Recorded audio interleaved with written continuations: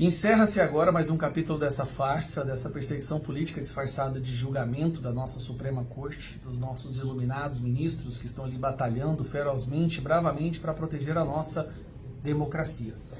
Hoje, o segundo núcleo foi julgado, obviamente, todos foram aceitos como réus em um golpe de Estado de senhorinhas idosas num domingo, num prédio vazio, na esplanada dos ministérios, carregando bíblias embaixo dos braços.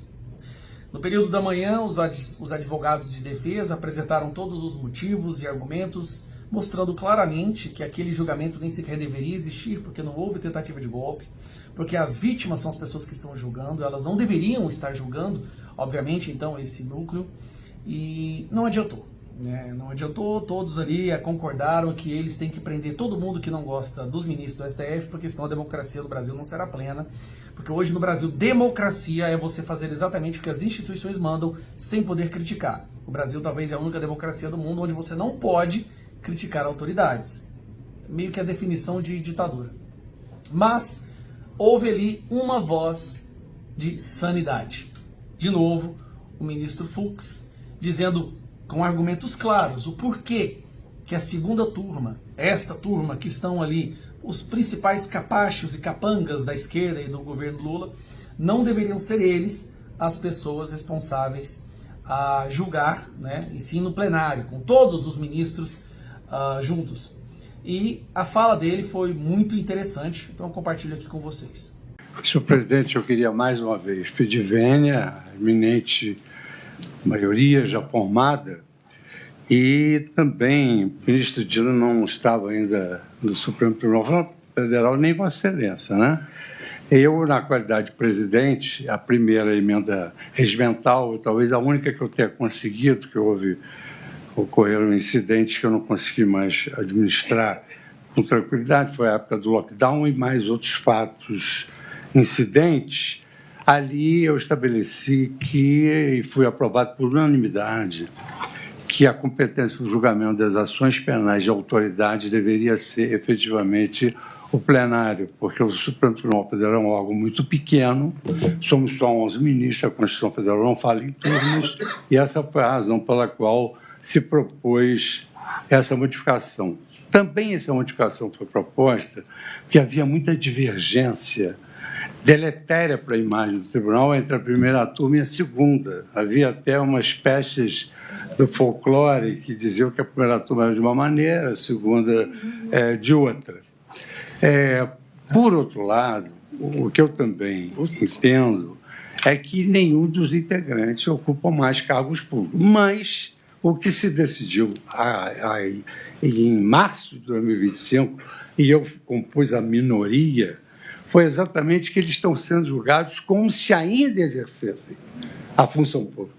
Então, se eles estão sendo julgados como se ainda exercessem a função pública, daí a minha indicação de que a competência deveria ser do plenário. Então, em primeiro lugar, entendi que eles não exercem função pública, deveria ser a justiça comum.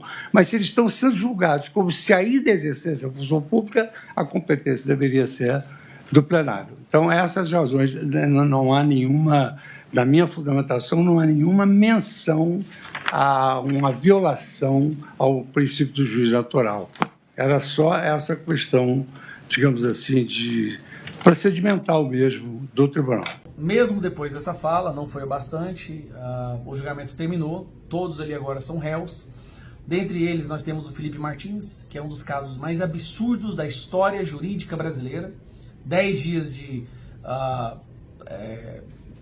solitária, ficou preso 6 meses, a prisão dele baseado num documento falso, forjado, o que está sendo investigado nos Estados Unidos por ser crime internacional, onde aquelas pessoas responsáveis por isso pagarão um alto preço. Eu acredito realmente que o Felipe Martins se tornou a pedra no sapato. E para piorar tudo isso, Felipe Martins não pôde ser filmado. E se ele fosse filmado, mesmo que por outras pessoas, ele poderia ser preso. Isso nunca se viu na história. E todos os jornalistas e advogados que adentraram o plenário tiveram que entregar seus celulares que foram lacrados dentro de uma sacolinha. É como se fosse uma espécie de julgamento secreto, né? Ninguém pode ver, ninguém pode ouvir, Felipe Martins não pode existir. Eles não estão querendo prender o Felipe Martins, porque o que eles fizeram para colocar esse rapaz, esse homem atrás das grades, se empilhou em uma quantidade de crimes que eles têm que fazer o Felipe Martins desaparecer.